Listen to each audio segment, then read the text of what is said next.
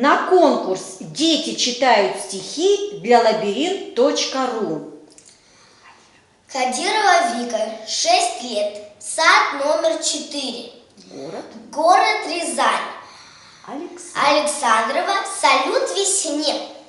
Ударил гром 12 раз и замер в стороне. Природа отдала приказ создавать весне.